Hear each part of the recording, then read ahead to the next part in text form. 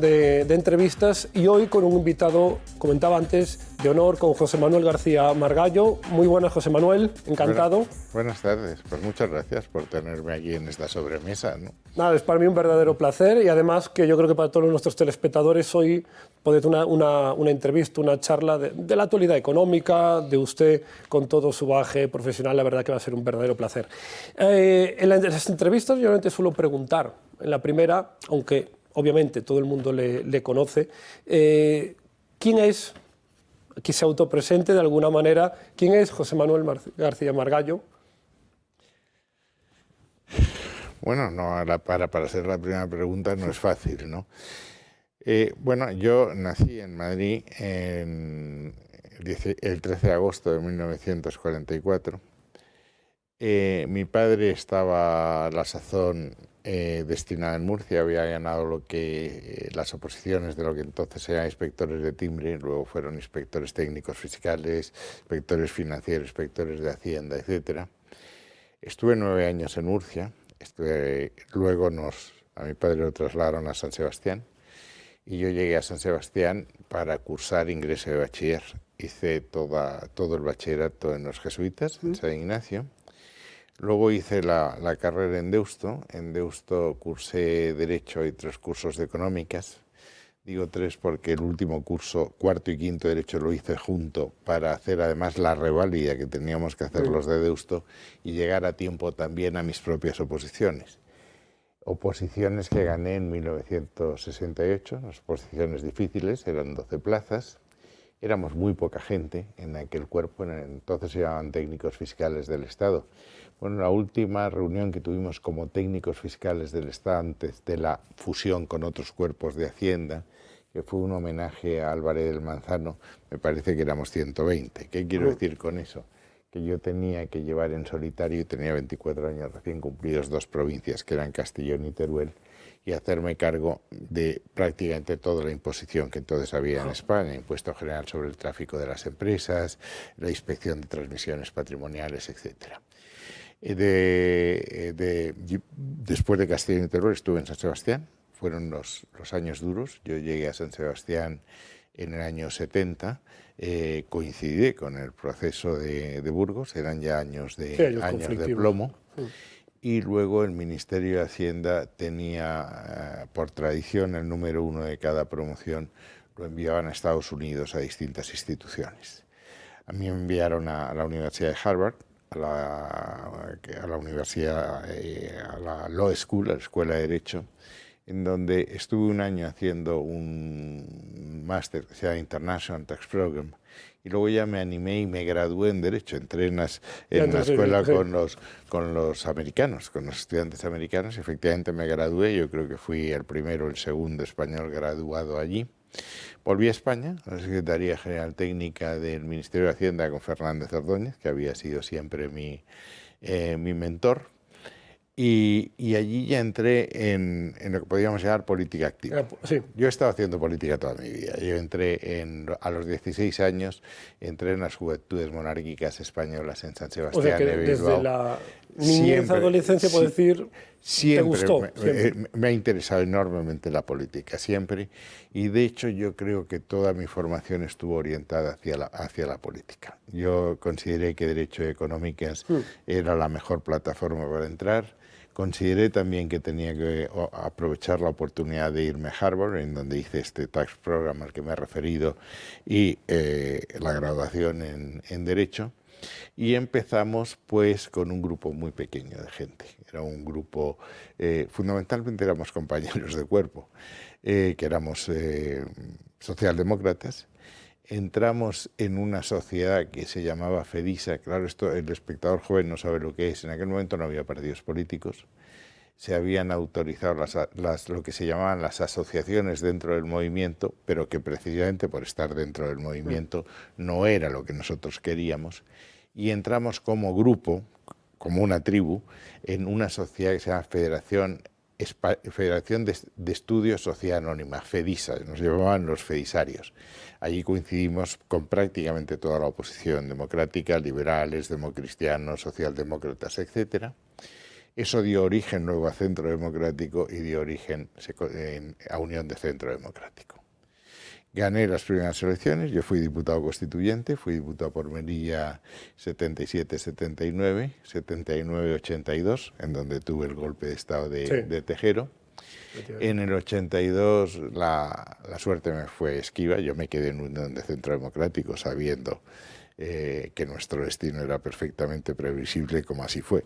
Bajamos de 168 escaños a 11 escaños y yo no salí elegido, era el número 2 por Valencia, y ya volví en el 86 a la Coalición Popular, Alianza Popular, Partido Demócrata Popular, Partido Liberal, hasta que en el 89 nace el Partido Popular como fusión de todos estos partidos y cambiando su orientación política. Alianza Popular en el Parlamento Europeo se sentaba con los conservadores británicos y daneses. Pasa a sentarse en el Partido Popular Europeo, que es la gran democracia europea y en donde sigo. Después de unos años en el Congreso, 86, 89 y 93, en 94 fui elegido diputado europeo y allí estuve hasta que fui nombrado ministro de Asuntos Exteriores. 2011-2016, luego fui elegido diputado por Alicante en 2 legislaturas y luego volví al Parlamento Europeo y esa es un poco mi peripecia vital. Bueno, es muy, muy extensa, obviamente. Estuve mucho tiempo hablando de educación financiera, porque a mí sí, es ¿Le que gustaba? en mi reencarnación anterior, antes de ser ministro de Exteriores, era vicepresidente de la Comisión de Asuntos Económicos y Monetarios del Parlamento Europeo.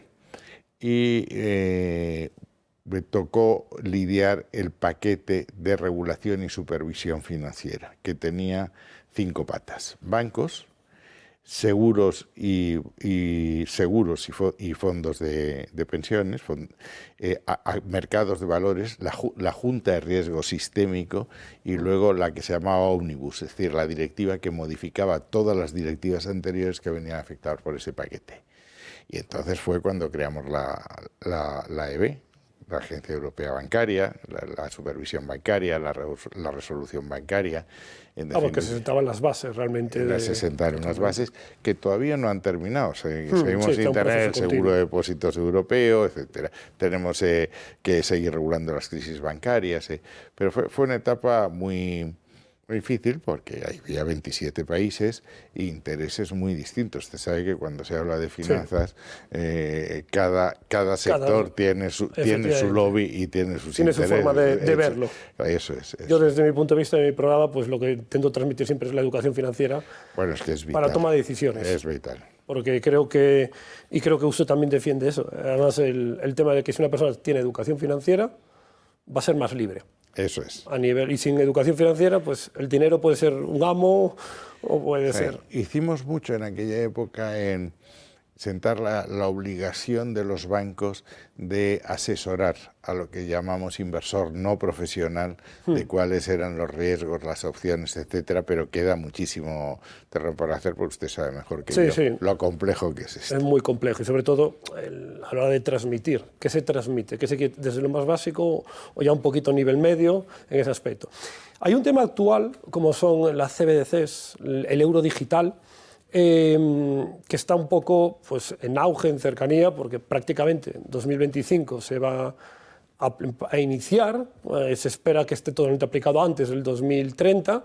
¿Qué opina del euro digital y cuál es la finalidad desde el punto de vista de Europa primero? Pues yo tengo serias dudas sobre el euro digital, porque nace con sentimientos contrapuestos. De un lado se quiere que tenga el suficiente éxito como para que la población asuma el euro digital como una moneda más, pero no se quiere que tenga demasiado éxito, porque si tiene demasiado éxito, el Banco Central considera que lo que se llaman mecanismos de transmisión monetaria no van a funcionar. Los bancos, por otra parte, tienen el temor de que si el euro digital se desarrolla, sus funciones van de alguna manera a mermar. Es decir, si usted lo que tiene es un depósito en el Banco Central Europeo, un depósito en el Banco Central Europeo tiene una ventaja indudable. es absolutamente seguro. Usted sabe que ahora los depósitos están asegurados solo hasta una determinada cantidad. Allí lo tienes completamente seguro. Si empiezas a hacer transacciones entre las cuentas del euro digital, la intermediación de los bancos disminuye. Si la intermediación de los bancos en captación de dinero disminuye, ya me diré de dónde van a sacar el dinero para hacer los préstamos. Entonces, tampoco está claro qué es lo que el euro digital añade a lo que ya tenemos. Sí, ¿Qué añade a pagos utilidad instantáneos? ¿Qué utilidad tiene? ¿Para qué hacemos eso? Por eso los bancos están estudiando esto. Estamos en una fase de estudio. Yo creo que quiere competir con las criptomonedas, es decir, una cripto más, pero no acabo de ver cómo va a funcionar esto. Yo no sé si usted... Sí, yo no sé si el euro digital detrás tiene algo más de una fase de control social. Es decir, si una persona le quito o intento sustituir 100% el efectivo, desde el punto de vista de sé dónde está, sé lo que gasta, en qué lo gasta, puedo sacar patrones de cada uno de los individuos y de alguna manera el control, digamos, en cualquier otro aspecto. Es decir, lo que decía usted, ahora se puede pagar con tarjeta, es decir, no es necesario si se quisiera el efectivo. Entonces el euro digital dice, no, es que se va a poder, todas las transacciones van a ser online, como ahora. Entonces no aplica ninguna, digamos, ventaja, salvo que esa ventaja no sea para el propio individuo, sino para quien lo emite. Pero el control lo tiene usted ahora si lo aumenta en los pagos por tarjeta, es decir, cada vez está disminuyendo el límite en que puedes pagar en efectivo, fundamentalmente por el control fiscal. Bueno, es decir, si sigues en ese camino, llegará un momento en que todos los pagos se hagan por tarjeta y los pagos por tarjeta necesariamente dejan un rastro. Entonces, tampoco sé qué ganamos en ese tema. Pero no me parece que sea el tema central de lo que va a pasar en las finanzas en Europa. Parece más importante ahora lo de acabar de completar el modelo bancario con un sistema de depósitos europeos más sólido, mejorar el tema de las crisis bancarias, que hubo una amenaza hace unos años de crisis bancarias, mejorar los temas de supervisión, eso me parece más importante. Y como eurodiputado, Margallo, ¿qué decisiones económicas se pueden estar valorando ahora mismo en el Parlamento Europeo que más puedan afectar directamente a España? Tanto a favor o en contra. Ahora hemos terminado, yo tuve una participación activa en eso, fue el sistema de pagos instantáneos, que tuvimos una dificultad para introducir el Bizum, porque es un sistema que solo está en España y a los demás no les interesaba. Lo hemos metido. Yo creo que hay que completar el mercado de capitales, la unión bancaria, etcétera, seguir avanzando en ese tema. Pero las grandes decisiones europeas que van a afectar a los países miembros y por tanto a los ciudadanos es lo que usted estaba explicando antes. El Banco Central ha tenido durante muchos años una política de tipos de interés históricamente muy baja. Muy baja, que tiene problemas. Ha estado comprando activos tanto con el programa normal como con el programa que puso en marcha, que creo que fueron 1,85 billones de euros. Ha habido mucho dinero y muy barato para muchas cosas. Eso se ha terminado. Ya los programas de compra activo no funcionan, los tipos de interés están altos. Yo coincido en que bajarán si la inflación aumenta. Otra cosa es que bajen hasta los previos, muy difícil. Yo creo que esa etapa que se parece mucho a una que Greenspan habló de la época de la exuberancia racional ha terminado. Por tanto, los gobiernos ya no van a poder emitir deuda con la alegría de saber que alguien se la va a comprar en las cantidades que quieran y a un precio ridículo. Y si eso además añade usted las nuevas reglas fiscales, el nuevo marco de reglas fiscales. Durante la pandemia aquí lo que había era que salir para adelante como fuese. Y lo que hubo es una suspensión del Pacto de Estabilidad. para que la gente que nos escucha sepa lo que es el Pacto de Estabilidad. Lo que dice es que los estados no pueden gastar más de lo que ingresan, que no pueden permanentemente pasarse de listos y endeudarse. Que eso lo entendería cualquier familia normal. Cualquier familia. Ingreso-gasto. Bueno, usted a estos años ha dicho, oiga, gaste usted lo que haya que gastar, porque aquí hay que salir de este tema. Y se ha gastado mucho. La famosa red de seguridad era el SURE, que era para 100.000 millones, me parece que era para sostener el empleo o atender necesidades de desempleados.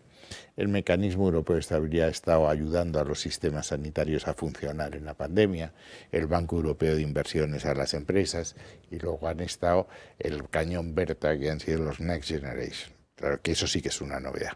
Una emisión conjunta, no de los países, sino conjunta, garantizada por el presupuesto de la Unión, no por los presupuestos de los Estados miembros, y que va a tener que ser amortizada con recursos propios. Eso ha sido un cañón. Bueno, yo creo que esa etapa ha terminado. Tenemos que volver a la disciplina. ¿Qué quiere decir? Que poco a poco, o más bien antes que después, los gobiernos no pueden gastar por encima de lo que ingresan más de un 3%. Sí, ese es al final el objetivo. El objetivo. Y que la deuda pública tiene que situarse a un nivel que sea el 60% del Producto Interior Bruto. Ese es el objetivo. España está en 112, 113. Sí, tendría que bajar la mitad. Claro. Bueno, ¿qué quiere decir? Que hay que apretarse el cinturón. Y que ya los gobiernos no pueden estar gastando con esta alegría sin preocuparse quién va a pagar esto. Bueno, esto lo vamos a tener que pagar. Esas son las grandes decisiones que van a marcar la economía española y lo que usted intenta explicar, la vida de los ciudadanos, que es lo realmente importante. Y España entra en esta fase en una situación, diga lo que diga el gobierno, muy mala. Muy mal, sí. Muy mala. Es decir, hoy he estado discutiendo con una representante del Partido Socialista que la tesis era que la economía va como un tiro. Y, hombre, mire usted, decir que la economía va como un tiro cuando tenemos el paro más alto de la Unión Europea, totalmente. El más alto. Cuando el paro juvenil está cerca del 30%, el más alto de la Unión Europea también. Cuando la competitividad de España en los últimos 10 años ha avanzado un 0,3%. Europa un 0,9. Y cuando tú no eres competitivo, tú no puedes pagar salarios altos, porque entonces la empresa entra en pérdidas. Y si no tienes salarios altos, es muy difícil mantener el estado de bienestar. Esa es la segunda perspectiva. Y la tercera es que tenemos unas cuentas públicas desbocadas. Tenemos un déficit muy por encima del límite del 3% y una deuda muy por encima del 6%. En ese escenario en que ya nadie te lo va a comprar, nadie te va a comprar duros a pesetas por más. Efectivamente, porque se sabe la situación. Quiere decir que la política económica tiene que ser una política seria. Y una política económica seria quiere decir hacer un diagnóstico correcto y una terapia correcta. Y esto es lo que hay que explicar a los ciudadanos. Y además, si esto nos están viendo y ahora nos puede decir la gente, bueno, pero es que con la cantidad de impuestos que se siguen encima subiendo, es como que se va exprimiendo más al pueblo, oye, más IVA, IRPF, impuesto adicional, usted que conoce y que sabe mucho además de impuestos, de libros, ¿cómo ve realmente ahora mismo España desde el punto de vista fiscal? Es decir, bueno, no, la presión fiscal se fomenta de alguna manera que alguien pueda emprender. La presión fiscal ha subido a una gran velocidad y hay un dato. Yo hay dos datos que me gusta mucho manejar. Uno que no tiene nada que ver, que luego hablaremos si usted quiere, que es el índice de malestar social de Ocun. Y otro es la brecha fiscal. Es decir, la diferencia entre lo que el empresario paga y lo que el trabajador se lleva a su casa.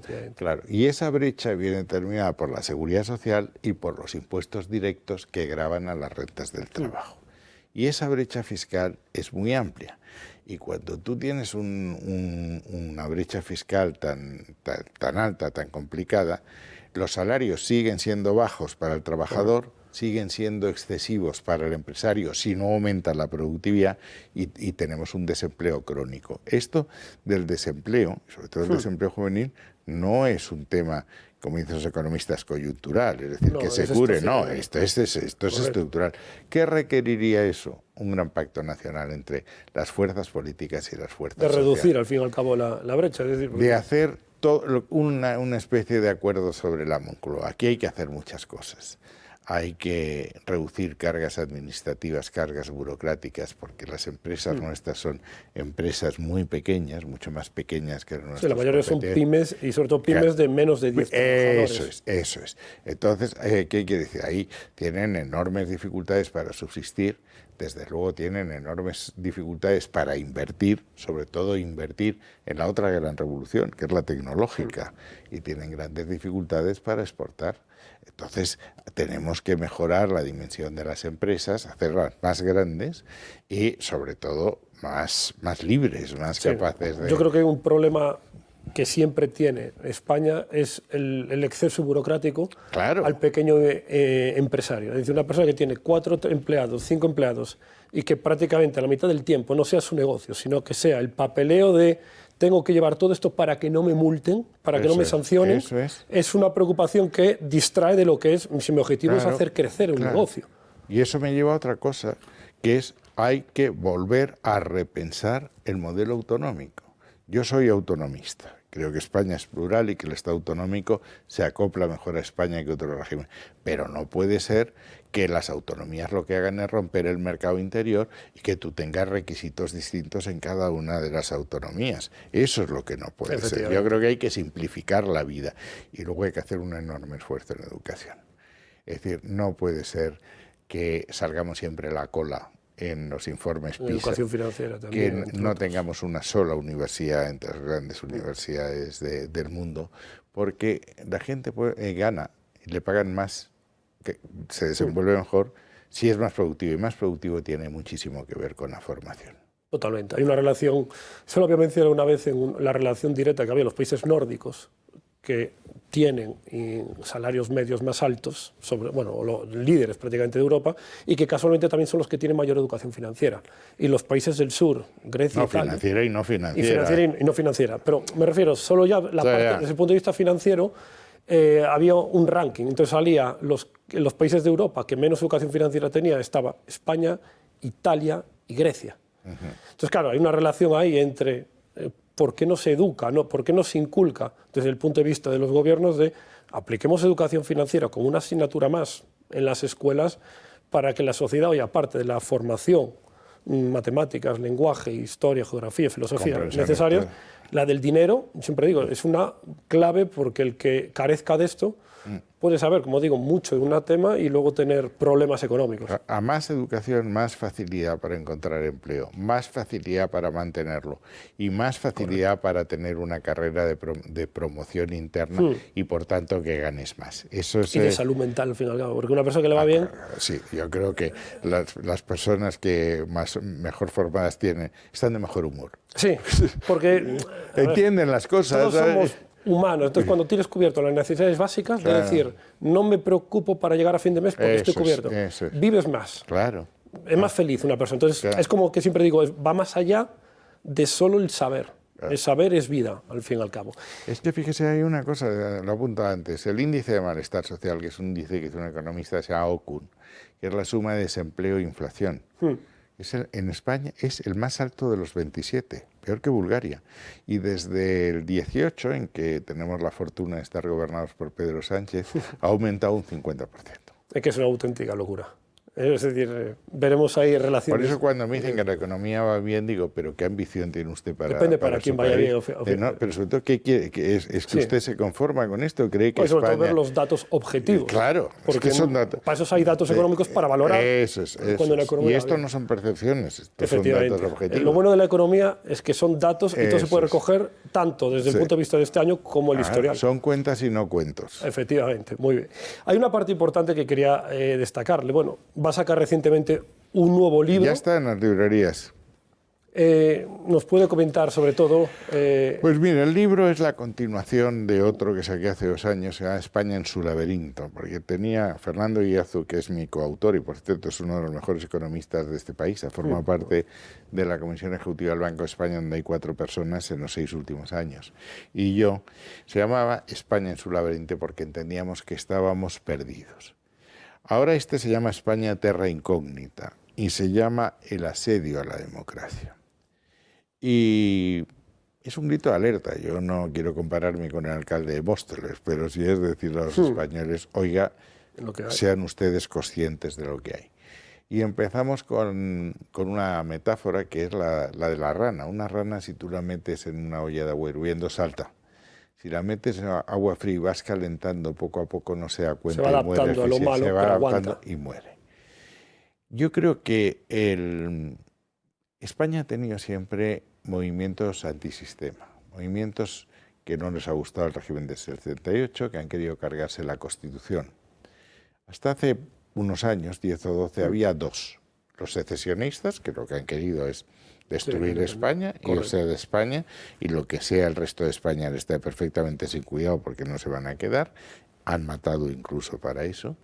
Y surgió en 2000, después de los indignados, la Puerta del Sol, Podemos, otro movimiento que es la extrema izquierda, que ellos dicen no nos gusta la España constitucional, es decir, no nos gusta un país que tenga una soberanía única aunque tenga autonomías, queremos una España plurinacional, confederal, con relaciones bilaterales entre el gobierno de la nación y cada una de las comunidades autónomas, con una economía muy intervenida, la obsesión por intervenir y controlar todo. Sí, por control, bueno, control. Y eso saben que no lo pueden hacer dentro de la Constitución y que tampoco pueden cambiar la Constitución porque no tienen números. ¿Qué es lo que están haciendo? Lo que han hecho todos los dictadores en ciernes o todos los autócratas. Con los votos apoderarse de las instituciones, hacer una operación de taxidermia, la abren, le sacan las vísceras, la rellenan de serrín y vuelven a cerrar. Y parece que son lo mismo, pero no son lo mismo. Efectivamente. Entonces, ¿qué es lo que están haciendo? Un asedio a la democracia. Mire, el Parlamento, la gente esto no lo sabe, pero en el Parlamento el 70% de las decisiones legislativas, lo contamos en este libro, son decretos leyes. Decretos leyes están previstos para casos de urgencia. ¿Por qué? Porque usted, si es diputado, cuando ve un decreto de ley, le dicen sí o no. No tiene posibilidad de decir enmiendas o mejorarlas.